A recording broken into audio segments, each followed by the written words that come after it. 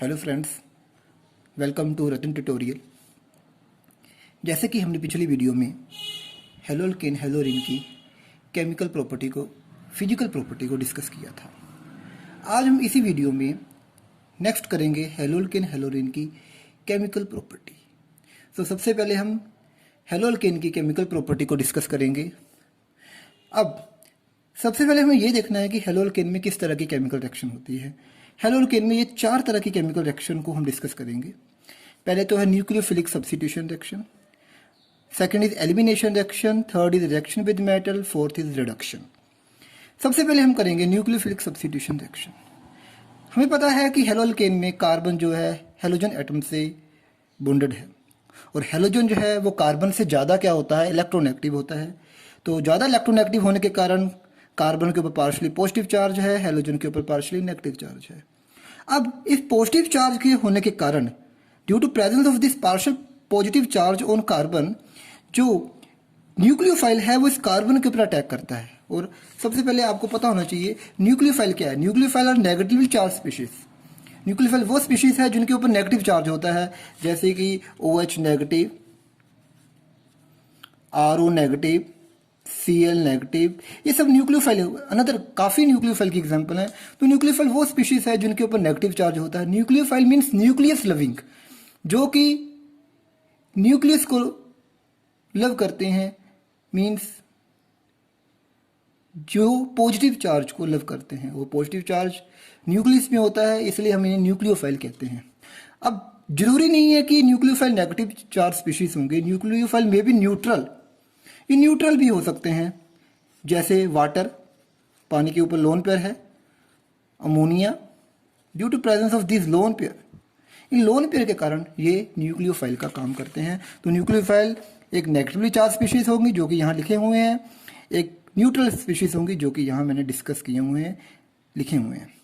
अब कार्बन के ऊपर पार्शली पॉजिटिव चार्ज होने के कारण न्यूक्लियोफाइल इसके ऊपर अटैक करता है, और जैसे ही न्यूक्लियोफाइल इस कार्बन के ऊपर अप्रोच करता है, जैसे यहाँ न्यूक्लियोफाइल इस कार्बन के ऊपर अप्रोच कर रहा है, तो ये जो इलेक्ट्रॉन है जो कि किसकी तरफ डिस्प्लेस हैं, हेलोजन की तरफ डिस्प्लेस हैं, क्योंकि हेलोजन कार्बन से ज़्यादा इलेक्ट्रोनेगेटिव है। जैसे न्यूक्लियोफाइल इस कार्बन के ऊपर अप्रोच करता है, जो इलेक्ट्रॉन पेयर हैं, ये इलेक्ट्रॉन पेयर हैं वो हेलोजन की तरफ डिस्प्लेस होते हैं। हेलोजन की तरफ डिस्प्लेस होने के बाद ये बॉन्ड ब्रेक हो जाता है और हेलोजन की जगह न्यूक्लियोफाइल लग जाता है। तो इस तरह से न्यूक्लियोफिलिक सब्स्टिट्यूशन रिएक्शन होती है। सबसे पहले न्यूक्लियोफाइल आया, उसने पार्शली पॉजिटिव कार्बन की तरफ अप्रोच किया, ये इलेक्ट्रॉन हेलोजन की तरफ डिस्प्लेस हुए, फाइनली ये बॉन्ड ब्रेक होता है और हेलोजन की जगह न्यूक्लियोफाइल सब्स्टिट्यूट हो जाता है। इसलिए इन रिएक्शनों को हम न्यूक्लियोफिलिक सब्स्टिट्यूशन रिएक्शन कहते हैं। एक्चुअल में न्यूक्लियोफिलिक सब्स्टिट्यूशन रिएक्शन वो होती है जब न्यूक्लियोफाइल आए किसी ग्रुप को रिप्लेस करके उसकी जगह लग जाए, और ये जो X है that is a leaving group, इसे हम लिविंग ग्रुप कहते हैं। अब हेलोल्केन के केस में जो हेलोजन होंगे वो हमारे लिविंग ग्रुप होंगे। नेक्स्ट, अगर हम बात करें, जितना बेटर लिविंग ग्रुप होगा, जितना बेटर लिविंग ग्रुप होगा उतनी रिएक्शन का रेट फास्ट होगा। Better the leaving group, faster the rate of reaction.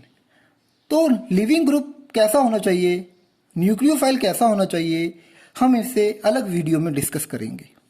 तो पहले तो बात ये है, हेलोजन जो होते हैं वो गुड लिविंग ग्रुप होते हैं। और याद रखिए जो आयोडाइड है, iodide is better leaving group, ये बहुत ही अच्छा लिविंग ग्रुप है, ये बहुत जल्दी लीव करता है, और जितना लिविंग ग्रुप अच्छा होगा उतनी रिएक्शन का रेट भी फास्ट होगा।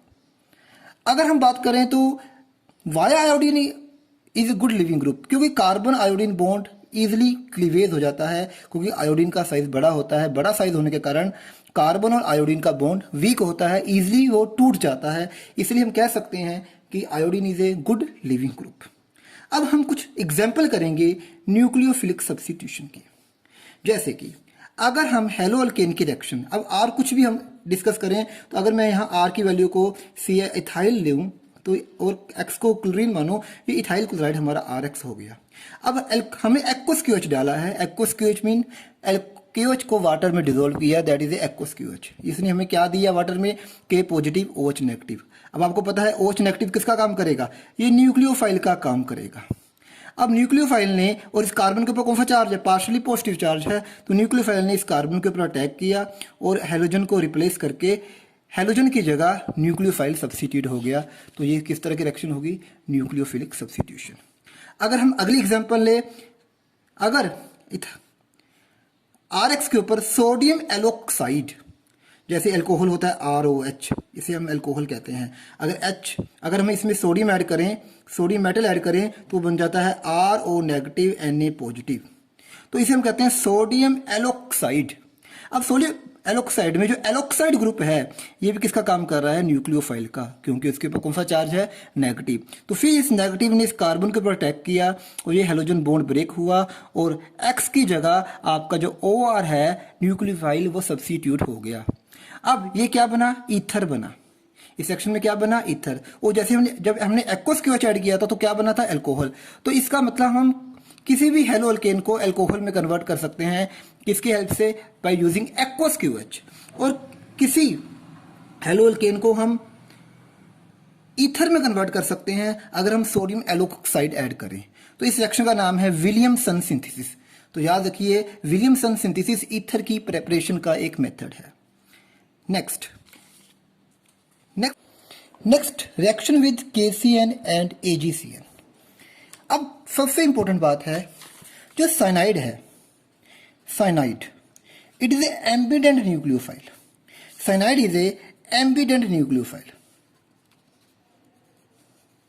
एम्बिडेंट न्यूक्लियोफाइल वो न्यूक्लियोफाइल होते हैं जिनके पास कैपेबल होते हैं जो एक से ज्यादा अटैकिंग साइट से अटैक करने के लिए, means which is capable for attacking through more than one atom. जिनके पास एक से ज़्यादा एटम होते हैं अटैक करने के लिए, उन्हें हम एम्बिडेंट न्यूक्लियोफाइल कहते हैं। जैसे कि साइनाइड एम्बिडेंट न्यूक्लियोफाइल है क्योंकि साइनाइड में इस तरह से ये नेगेटिव चार्ज कार्बन और नाइट्रोजन दोनों में डिस्प्लेस है, डिस्पर्स हुआ है। तो यहाँ भी कार्बन के ऊपर भी नेगेटिव चार्ज है और नाइट्रोजन के ऊपर भी नेगेटिव चार्ज है। तो बोथ एंड्स आर न्यूक्लियोफाइल, क्योंकि दोनों के पास पार्शली नेगेटिव चार्ज है, तो दोनों ही एंड्स किया है न्यूक्लियोफाइल। अब तो इस तरह से हम ये कहेंगे कि cyanide is a ambient nucleophile. अब जब हम रिएक्शन KCN के साथ करते हैं, किसके साथ करते हैं, KCN के साथ करते हैं, तो हमारा साइनाइड प्रोडक्ट बनता है, अल्काइल साइनाइड प्रोडक्ट बनता है। मीन्स X की जगह, क्योंकि CN negative act as a nucleophile, again इसने कार्बन पार्शली पॉजिटिव कार्बन के ऊपर अटैक किया और हेलोजन को रिप्लेस करके हेलोजन की जगह सब्स्टिट्यूट हो गया साइनाइड। तो ये आपका अल्काइल साइनाइड बना। अगर हम AgCN ऐड करें, अल्कोहलिक AgCN ऐड करें, तो अगेन यहां पर भी CN जो होगा X से न्यूक्लियोफाइल होगा, बट यहां पर साइनाइड की बजाय आपको आइसोसाइनाइड प्रोडक्ट मिलेगा, जो कि वेरी वेरी इंपॉर्टेंट बात है कि अगर हम KCN के साथ रिएक्शन करते हैं तो हमें अल्काइल साइनाइड मिलता है, बट अगर हम AgCN के साथ रिएक्शन करें तो हमें अल्काइल आइसोसाइनाइड मिलता है। ये है साइनाइड की एम्बिडेंट न्यूक्लियोफिलिक करैक्टर होने के कारण। बट ऐसा क्यों होता है, हमें KCN से अल्काइल साइनाइड मिलता है बट AgCN से अल्काइल आइसोसाइनाइड मिलता है? इसकी अब हम एक्सप्लेनेशन करेंगे। जैसे कि आपको पता है जो KCN है it is ionic in nature, ये आयनिक नेचर का है, तो ये अपने K पॉजिटिव और CN नेगेटिव में ब्रेक हो गया। K पॉजिटिव और CN नेगेटिव में ब्रेक होने के बाद ये CN अटैक, हमें पता है अटैक कार्बन से भी हो सकता है और अटैक नाइट्रोजन से भी हो सकता है, बट ये जो अटैक करना प्रेफर करेगा, यहां से जो अटैक प्रेफर होगा वो कार्बन से प्रेफर होगा। क्यों? क्योंकि कार्बन के साथ जो बॉन्ड बनता है वो स्ट्रॉन्ग बनता है। देखो, अटैक नाइट्रोजन से भी हो सकता है, अटैक कार्बन से भी हो सकता है, बट ये प्रेफर करेगा अटैक होना कार्बन से। क्यों? क्योंकि इस कार्बन का अल्काइल के कार्बन के साथ, अगर मैं यहां एग्जाम्पल लूं इथाइल, अगर मैं एग्जाम्पल लूं इथाइल, तो इस इथाइल के ऊपर में कार्बन के ऊपर यहाँ पॉजिटिव चार्ज है, यहाँ नेगेटिव चार्ज है, तो ये नेगेटिव इस कार्बन का जब इस कार्बन से बॉन्ड बनेगा, इस कार्बन का जब इस कार्बन से बॉन्ड बनेगा तो carbon carbon bond is stronger than carbon nitrogen bond. तो ये कार्बन से अटैक करना प्रेफर करेगा, क्योंकि नाइट्रोजन से अगर ये अटैक करता है तो ये बॉन्ड लेस स्ट्रॉन्ग बनेगा। कार्बन से कार्बन का जो बॉन्ड बनेगा वो वेरी स्ट्रॉन्ग बनेगा। इसलिए जो अटैक होता है वो नाइट्रोजन से होने के बजाय कार्बन से होता है, और आपका जो फाइनल प्रोडक्ट है वो आपका अल्काइल साइनाइड बनता है। तो अटैक कार्बन से भी हो सकता है, नाइट्रोजन से भी हो सकता है, but carbon carbon bond strong होने के कारण जो अटैक है वो कार्बन से होगा। बट अगर हम AgCN के केस में देखें तो AgCN जो है that is a covalent in nature.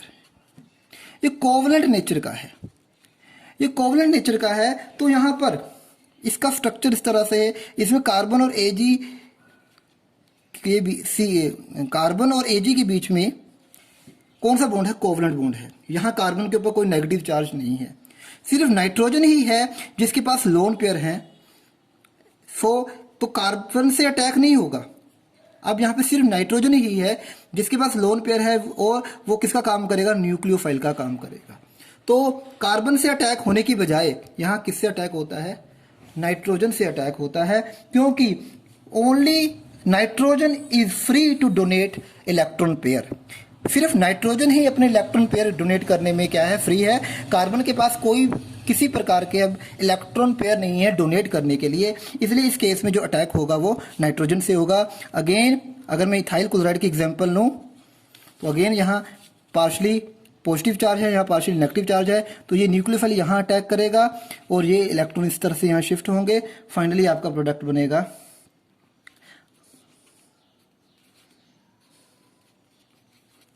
तो इस तरह से ये इलेक्ट्रॉन यहाँ शिफ्ट होंगे, ये इलेक्ट्रॉन, तो फाइनली आपका प्रोडक्ट RNC मतलब अल्काइल आइसोसाइनाइड बनेगा। तो फ्रेंड्स KCl आयनिक है, कार्बन नाइट्रोजन दोनों ही अटैक करने में कैपेबल हैं, but carbon carbon bond strong है तो अटैक कार्बन से होगा। बट AgCN कोवलेंट नेचर का है, सिर्फ नाइट्रोजन के पास ही फ्री इलेक्ट्रॉन है अटैक करने के लिए, कार्बन के पास नहीं है, तो अटैक इस तरह से नाइट्रोजन से होगा और आपका अल्काइल आइसोसाइनाइड बनेगा। नेक्स्ट, अगर हम नेक्स्ट रिएक्शन करें पोटाशियम नाइट्राइट के साथ और सिल्वर नाइट्राइट के साथ, अगर हम नेक्स्ट रिएक्शन पोटाशियम नाइट्राइट और सिल्वर नाइट्राइट में से किसी के साथ करें तो पोटाशियम नाइट्राइट से रिएक्शन करने के बाद हमें अल्काइल नाइट्राइट मिलता है, बट अगर हम AgNO2 के साथ रिएक्शन करें तो हमें नाइट्रो अल्केन मिलता है। अगेन NO2B से में it is also ambient nucleophile. यहाँ अटैक ऑक्सीजन से भी हो सकता है और नाइट्रोजन से भी हो सकता है, तो it is also ambient nucleophile. अब अगेन KNO2 के केस में इट इज आयनिक, ये आयनिक है, तो अटैक नाइट्रोजन और ऑक्सीजन दोनों ही अटैक करने के लिए फ्री हैं, तो अटैक ऑक्सीजन और नाइट्रोजन दोनों में से किसी से भी हो सकता है। बट इन दिस केस जो अटैक होगा वो ऑक्सीजन से होगा, क्योंकि carbon oxygen bond is stronger than carbon nitrogen bond. तो carbon oxygen bond carbon nitrogen bond से ज़्यादा स्ट्रोंग होता है, इसलिए जो अटैक है वो ऑक्सीजन से होगा ना कि नाइट्रोजन से। तो फाइनली आपका इस तरह से इसका मैकेनिज्म अगर हम करें, अगर हम यहाँ पर एग्जांपल लें किसी भी हेलोअल्केन की, तो ये इस तरह से न्यूक्लियोफाइल, ये एक्ट एज ए न्यूक्लियोफाइल, इसने इस carbon partially positive charge carbon के ऊपर अटैक किया और ये बॉन्ड क्या हुआ? ब्रेक हुआ। फाइनली आपका RONO बन गया, अल्काइल नाइट्राइट बना। इस तरह से अगर हम बात करें AgNO2 की, अगर हम बात करें AgNO2 की, तो जो आपका AgNO2 है वो कोवलेंट नेचर का है, it is covalent in nature, तो ये कोवलेंट नेचर का है। इस तरह से AgONO इस तरह से इसका स्ट्रक्चर है। यहां पर सिर्फ नाइट्रोजन ही है जो कि अपने लोन पेयर डोनेट करने में कैपेबल है, क्योंकि है यहाँ ऑक्सीजन के पास भी लोन पेयर है, बट यहाँ पर ऑक्सीजन के ऊपर नेगेटिव चार्ज नहीं है, नाइट्रोजन और ऑक्सीजन दोनों के पास लोन पेयर है, बट हमें पता है जो ऑक्सीजन है वो नाइट्रोजन से ज़्यादा इलेक्ट्रोनेगेटिव है, तो नाइट्रोजन अपने लोन पेयर इजीली डोनेट करेगा एज कम्पेयर टू ऑक्सीजन। तो इस केस में जो अटैक होता है वो नाइट्रोजन से होता है। तो ये आपका न्यूक्लियोफाइल सेंटर का काम करेगा, तो अटैक नाइट्रोजन से होगा। फाइनली इस तरह से आपका फाइनल प्रोडक्ट बनेगा RNO negative double bond O। इस तरह से आपका ये फाइनल प्रोडक्ट यहाँ प्रिपेयर होगा। तो याद रखिए KNO2 आयनिक नेचर का है, तो O और N दोनों से अटैक हो सकता है, पर carbon oxygen bond carbon nitrogen bond से स्ट्रॉन्ग है, तो अटैक नाइट्रोजन से प्रेफर होता है, इसलिए अल्काइल नाइट्राइट बनता है। AgNO2 कोवलेंट नेचर का है, तो सिर्फ नाइट्रोजन से अटैक होगा, क्योंकि nitrogen is less electronegative than oxygen, so nitrogen अपने लोन पेयर इजीली डोनेट करेगा as compare to oxygen, so attack prefer होगा नाइट्रोजन की साइड से। यहाँ पर ऑक्सीजन के ऊपर नेगेटिव चार्ज था, एक्स्ट्रा इलेक्ट्रॉन थे, इसलिए ऑक्सीजन से अटैक हुआ, पर यहाँ ऑक्सीजन के ऊपर एक्स्ट्रा इलेक्ट्रॉन नहीं है और साथ में नाइट्रोजन पड़ा है जो कि ऑक्सीजन से लेस इलेक्ट्रोनेगेटिव है, तो अटैक नाइट्रोजन से प्रेफर करता है और आपका जो प्रोडक्ट है वो नाइट्रो अल्केन बनता है। नेक्स्ट, इस तरह से अगर हम और रिएक्शनों की बात करें, तो अगर हम अल्काइल हैलाइड की रिएक्शन, हेलो अल्केन की रिएक्शन अगर हम सोडियम हाइड्रोजन सल्फाइड से करें, तो ये आपका SH नेगेटिव, ये हाइड्रोजन सल्फाइड आपको न्यूक्लियोफाइल का काम करता है। इसने अगेन इस पार्शली पॉजिटिव कार्बन के ऊपर अटैक किया, X की जगह आपका SH लग गया, इसे थायो एल्कोहल कहते हैं। जैसे ये हमारा एल्कोहल होता है, अगर O की जगह हम S लगा दें तो इसे हम थायो एल्कोहल कहते हैं। सेम अगर हम सोडियम अल्काइल सल्फाइड से करें, it is sodium alkyl sulphide, अगर हम सोडियम अल्काइल सल्फाइड से करें तो आपका अल्काइल सल्फाइड अगेन न्यूक्लियोफाइल का काम करेगा, और ये न्यूक्लियोफाइल इस पार्शली पॉजिटिव चार्ज कार्बन के ऊपर अटैक करके हेलोजन को रिप्लेस करके सब्स्टिट्यूट करके यहाँ आपका SR लग जाएगा, इसे हम थायो ईथर कहते हैं। जैसे आपका ईथर ROR होता है, अगर यहाँ R की O की जगह S आ जाए तो इसे हम थायो ईथर कहते हैं। Thank you for watching.